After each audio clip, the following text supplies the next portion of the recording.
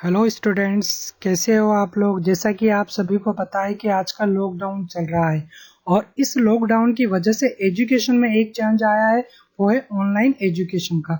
तो इसी को देखते हुए मैंने भी आज एक वीडियो अपलोड किया है जो कि 12th क्लास के स्टूडेंट्स के लिए फिजिक्स का है। आशा करता हूँ कि ये वीडियो आप लोगों के लिए यूज़फुल हो। अगर ये वीडियो आप लोगों के लिए यूज़फुल हो, आपको पसंद आए, तो प्लीज़ कमेंट बॉक्स में बताइए ताकि मैं और भी ऐसे वीडियो आप लोगों के लिए बना सकूं। तो अगर ये वीडियो आपको अच्छा लगता है तो प्लीज़ चैनल को सब्सक्राइब कीजिए, लाइक कीजिए और शेयर कीजिए। तो चलते हैं हम हमारे टॉपिक की ओर। यूनिट फर्स्ट, स्थिर विद्युत की इलेक्ट्रोस्टैटिक्स। तो स्टूडेंट्स, मैं आपको बता दूं कि आपकी जो फिजिक्स की बुक है उसको कुछ यूनिट्स के अंदर डिवाइड किया गया है, जिसमें से फर्स्ट यूनिट है हमारी इलेक्ट्रोस्टैटिक्स। इस इलेक्ट्रोस्टैटिक्स को भी इन्होंने 4 लेसन के अंदर डिवाइड किया गया है, जिसमें से पहला लेसन है हमारा विद्युत क्षेत्र, इलेक्ट्रिक फील्ड। सेकंड है गॉस का नियम और उसके अनुप्रयोग, Gauss law and it's applications. तीसरा है हमारा विद्युत विभव और चौथा है हमारा विद्युत धारिता। मतलब हमें इस इलेक्ट्रोस्टैटिक्स वाली यूनिट को इन चारों लेसन के अंदर स्टडी करना है। तो चलिए हम पढ़ते हैं हमारे अगले टॉपिक की तरफ।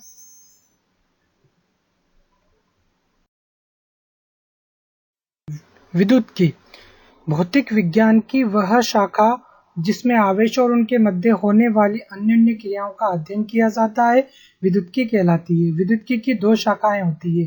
पहली स्थिर विद्युत्की की वह शाखा जिसमें स्थिर आवेश और उनके बीच होने वाली अन्य क्रियाओं का अध्ययन किया जाता है, स्थिर विद्युत्की कहलाती है। सेकंड गतिक विद्युत्की की वह शाखा जिसमें गतिमान आवेश और उनके बीच होने वाली अन्य क्रियाओं का अध्ययन किया जाता है, गतिक विद्युत्की कहलाती है।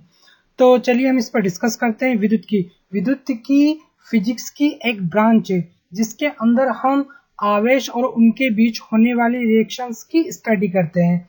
अब आवेश क्या होते हैं इसको हम जस्ट अभी आगे समझने वाले हैं। तो इस विद्युत की मतलब इस ब्रांच की भी 2 सब ब्रांचेस है। पहली है स्थिर विद्युत की इलेक्ट्रोस्टैटिक्स, जो कि आपकी फर्स्ट यूनिट है, और सेकंड है हमारी गतिक विद्युत की। तो जो स्थिर विद्युत की है इलेक्ट्रोस्टैटिक्स, इसके अंदर हमें आवेशों और उनके बीच की रिएक्शंस का अध्ययन करना होता है।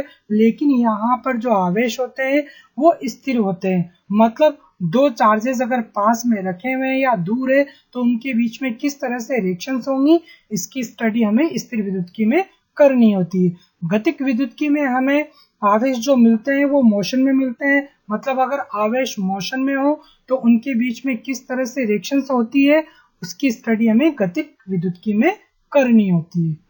तो बढ़ते हैं हम अगले टॉपिक की तरफ। लेसन फर्स्ट, विद्युत क्षेत्र, इलेक्ट्रिक फील्ड। स्टूडेंट्स, इस लेसन को स्टार्ट करने से पहले मैं एक बहुत ही इंपॉर्टेंट टॉपिक पर डिस्कस करना चाहूंगा, जो कि है आवेश, इलेक्ट्रिक चार्ज। अगर इलेक्ट्रिक चार्ज नहीं होता तो हम विद्युत क्षेत्र के बारे में या इससे संबंधित किसी भी टॉपिक के बारे में शायद नहीं पढ़ते। आवेश की कोई प्रॉपर डेफिनेशन नहीं है, ऐसी कोई डेफिनेशन नहीं है कि जिसको हम एज इट इज लिख दें। आवेश के बारे में सबसे पहले प्रसिद्ध वैज्ञानिक थेल्स ने बताया कि जब कांच की छड़ को रेशम के कपड़े से रगड़ा जाता है तो रगड़ने के बाद कांच की छड़ छोटी छोटी वस्तुओं को चिपकाना प्रारंभ कर देती है, अर्थात घर्षण की प्रक्रिया के बाद पदार्थ सामान्य की तुलना में अलग व्यवहार प्रदर्शित करता है। इस अलग व्यवहार को ही विद्युत आवेश का नाम दिया गया है। तो चलिए समझते हैं इसको। हम जानते हैं कि जितने भी साइंटिस्ट होते हैं उनका काम क्या होता है, एक्सपेरिमेंट करना। तो थेल्स ने भी क्या किया, एक्सपेरिमेंट किया। एक कांच की रोड ली, एक ग्लास की रोड ली और उस ग्लास की रोड को एक रेशम के कपड़े पर रगड़ा। रेशम के कपड़े पर रगड़ने के बाद थेल्स ने देखा कि उस ग्लास की रोड के बिहेवियर में चेंज आ गया। कैसा चेंज आया कि जो रोड घर्षण से पहले या रगड़ने से पहले किसी भी प्रकार की छोटी वस्तुओं को अपनी तरफ अट्रैक्ट नहीं कर रही थी, अपने से नहीं चिपका रही थी, वो घर्षण के बाद, फ्रिक्शन के बाद छोटी छोटी वस्तुओं को अपनी तरफ अट्रैक्ट करने लग गई, अपनी तरफ आकर्षित करने लग गई और अपने से चिपकाने लग गई। तो थेल्स ने देखा कि फ्रिक्शन के बाद इस रोड के अंदर चेंज आ गया। तो इस प्रकार के चेंज को ही थेल्स ने विद्युत आवेश का नाम दिया। स्टूडेंट्स, मैं आपको यहाँ पर एक बहुत ही इंपॉर्टेंट बात बताना चाहूंगा कि क्या उस कांच की छड़ के पास पहले से कोई चार्ज नहीं था, या अगर कोई चार्ज था तो फ्रिक्शन से पहले उस कांच की छड़ ने छोटी छोटी वस्तुओं को अपनी तरफ अट्रैक्ट क्यों नहीं किया। तो ये सारे क्वेश्चन हमारे दिमाग में आते हैं, तो इसका जवाब मैं आपको दे देता हूं कि जो कांच की छड़ थी, उस कांच की छड़ पर बहुत सारे पॉइंट चार्जेस थे। चार्ज क्या होता है? चार्ज दो तरीके का होता है, एक पॉजिटिव चार्ज और एक नेगेटिव चार्ज। मैं आपको एक बात और बता दूं कि चार्ज पर हमें अभी और डिस्कशन करना है। यहाँ तो केवल चार्ज का एक ट्रेलर है, अभी चार्ज के ऊपर पूरी एक मूवी बाकी है, हमें पूरा स्टडी करना है चार्ज के बारे में, चार्ज की यूनिट, चार्ज की डायमेंशन और भी चार्जेस के बारे में हमें स्टडी करना है। तो फिलहाल हम आते हैं हमारी कांच की छड़ पर। तो ये जो कांच की छड़ थी, इस छड़ के ऊपर बहुत सारे पॉइंट चार्ज होते हैं। पॉइंट चार्ज मतलब उसमें इलेक्ट्रॉन भी है, उसके अंदर प्रोटॉन भी है।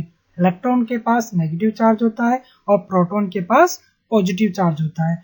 तो जितना पॉजिटिव चार्ज उस छड़ के पास था, उतना ही नेगेटिव चार्ज भी था। मतलब इसको हम ऐसे समझते हैं कि अगर उस छड़ के पास 5 इलेक्ट्रॉन थे तो उस छड़ के पास 5 प्रोटॉन भी थे। तो 5 पॉजिटिव चार्ज और 5 नेगेटिव चार्ज की वजह से मिलकर वो छड़ न्यूट्रल थी। तो ऐसा नहीं कि उस छड़ के पास में चार्ज नहीं था, मतलब पॉइंट चार्ज बहुत सारे थे उसके पास, लेकिन हम बात करें उस पूरी छड़ के चार्ज की तो वो न्यूट्रल थी। मैं आपको बताना चाहूंगा कि पॉइंट चार्ज एक अलग चीज होती है और बॉडी चार्ज अलग चीज होती है। मतलब उस कांच की छड़ पर पॉइंट चार्जेस है, बहुत सारे पॉइंट चार्जेस है, लेकिन अगर हम पूरी बॉडी के चार्ज की बात करें, कांच की छड़ की पूरी चार्ज की बात करें बॉडी की, तो वो न्यूट्रल है, क्योंकि पॉजिटिव और नेगेटिव बराबर संख्या में होने की वजह से वो कांच की छड़ क्या थी? न्यूट्रल थी। इस वजह से वो किसी भी प्रकार की छोटी वस्तुओं को अपनी तरफ अट्रैक्ट नहीं कर पा रही थी। लेकिन जब हमने उस कांच की छड़ को रेशम के कपड़े से रगड़ा तो उस कांच की छड़ ने अपना इलेक्ट्रॉन रेशम के कपड़े पर ट्रांसफर कर दिया। मैं एक बात और बता दूं आपको कि जो ट्रांसफर होता है वो हमेशा इलेक्ट्रॉन का होता है, कभी भी प्रोटॉन का ट्रांसफर नहीं होता, क्योंकि प्रोटॉन नाभिक के अंदर मजबूती से बंधे हुए होते हैं। तो उस कांच की छड़ ने रेशम के कपड़े पर क्या किया? अपना इलेक्ट्रॉन ट्रांसफर कर दिया। इसकी वजह से उस कांच पर क्या आ जाता है? उसका पॉजिटिव चार्ज बढ़ जाता है। हम आगे और डिस्कस करेंगे, मैं आपको बता चुका हूं। तो उसके बाद फ्रिक्शन के बाद जैसे ही चार्जेस का अनबैलेंस हुआ तो उस छड़ पर आ गया चार्ज और उस छड़ ने छोटे छोटे वस्तुओं को अपनी तरफ अट्रैक्ट करना प्रारंभ कर दिया।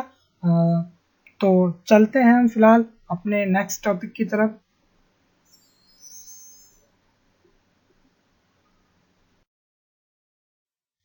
विद्युत विद्युत एक गुण है जिसके कारण वस्तु पर में अन्य वस्तुओं को अपनी ओर आकर्षित या प्रतिकर्षित करने का गुण आ जाता है।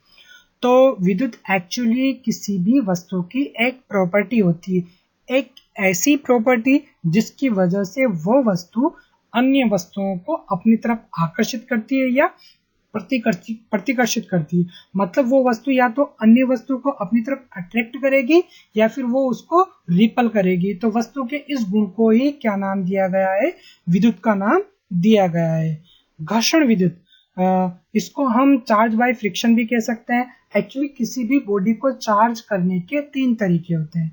एक होता है फ्रिक्शन, एक होता है कंडक्शन चालन, और एक होता है इंडक्शन प्रेरण द्वारा किसी वस्तु को चार्ज करना। तो घर्षण विद्युत में क्या है? जब प्लास्टिक के स्केल को सूखे बालों से रगड़कर छोटी छोटी वस्तुओं के पास ले जाते हैं तो वह उन्हें अपनी ओर आकर्षित करता है। इसी प्रकार जब कांच की छड़ को रेशम या सिल्क के कपड़ों पर रगड़ते हैं तो उसमें भी छोटे छोटे कणों को अपनी ओर आकर्षित करने का गुण आ जाता है। इस प्रकार अनेक प्रयोगों के आधार पर थेल्स ने सिद्ध किया कि जब दो कुचालक वस्तुओं को आपस में रगड़ा जाता है तो उनमें विद्युत का गुण आ जाता है। इस घटना को घर्षण विद्युत कहते हैं। मतलब क्या? मतलब वही जो हम पहले स्टडी कर चुके हैं कि थेल्स ने क्या किया, थेल्स ने प्लास्टिक का स्केल लिया और उसको सूखे बालों पर रगड़ा, तो और उस स्केल को जब छोटी छोटी वस्तुओं की तरफ लेकर गया तो उस स्केल ने उन वस्तुओं को अपनी तरफ आकर्षित किया, अपनी तरफ अट्रैक्ट किया। तो थेल्स ने ये सारी स्टडी करने के बाद कहा कि अगर दो कुचालक वस्तुएं, दो नॉन कंडक्टिव वस्तुओं को आपस में रगड़ा जाए तो उनमें विद्युत का गुण आ जाता है। इस घटना को ही घर्षण विद्युत कहते हैं। फ्रैंकलिन नामक वैज्ञानिक ने बताया कि घर्षण के फलस्वरूप एक वस्तु पर पॉजिटिव चार्ज आ जाता है और दूसरी वस्तु पर नेगेटिव चार्ज आ जाता है। जैसे हमने रेशम के कपड़े को और कांच की रोड को रगड़ा था तो कांच की रोड पर तो पॉजिटिव चार्ज आ जाता है और उस रेशम के कपड़े पर नेगेटिव चार्ज आ जाता है। मतलब एक वस्तु पर पॉजिटिव चार्ज और दूसरी वस्तु पर नेगेटिव चार्ज। इसके बारे में हमें फ्रैंकलिन ने कहा। यहाँ पर कुछ नोट भी दिए हुए हैं, उनको भी स्टडी कर लेते हैं। फर्स्ट है घर्षण विद्युत। घर्षण विद्युत का मूल कारण वस्तुओं के बीच इलेक्ट्रॉन का आदान प्रदान होता है। एक्चुअली चार्ज बाय फ्रिक्शन किस वजह से होता है? वो होता है इलेक्ट्रॉन के ट्रांसफर से। इलेक्ट्रॉन का जाना या इलेक्ट्रॉन का आना, इसी की वजह से बॉडी के अंदर चार्ज आता है। सेकंड है घर्षण की प्रक्रिया में वह वस्तु इलेक्ट्रॉन देती है जिसके परमाणुओं में नाभिक का संयोजी इलेक्ट्रॉन पर आकर्षण बल कम हो, और वह वस्तु इलेक्ट्रॉन लेती है जिसके परमाणुओं में नाभिक का संयोजी इलेक्ट्रॉन पर आकर्षण बल अधिक हो। तो ये केमिस्ट्री का टॉपिक है। मतलब इसकी अकॉर्डिंग क्या है कि अगर नाभिक का इलेक्ट्रॉन पर प्रभाव कम है तो वो इलेक्ट्रॉन को दे देगा, और अगर नाभिक का इलेक्ट्रॉन पर प्रभाव अधिक है तो वो इलेक्ट्रॉन को ले लेगा। तो जो दो बॉडीज में इलेक्ट्रॉन का ट्रांसफर होता है वो इसी के अकॉर्डिंग होता है कि नाभिक पर उसका प्रभाव कितना है। तो स्टूडेंट्स, ये थी हमारी एक छोटी सी वीडियो।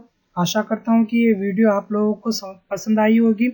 मैं एक बात और बता दूं, अगर किसी को इंग्लिश में भी नोट्स चाहिए तो प्लीज कमेंट बॉक्स में बताएं, उसकी भी आप लोगों के लिए व्यवस्था कर दी जाएगी। और आप हिंदी मीडियम वाले इस वीडियो को पॉज करके इसके नोट्स को लिख सकते हैं। तो प्लीज़ अगर ये समझ में आया हो आपके सब कुछ तो चैनल को सब्सक्राइब कीजिए, शेयर कीजिए और लाइक कीजिए। तो चलिए मिलते हैं हम अगली वीडियो के साथ। Thank you.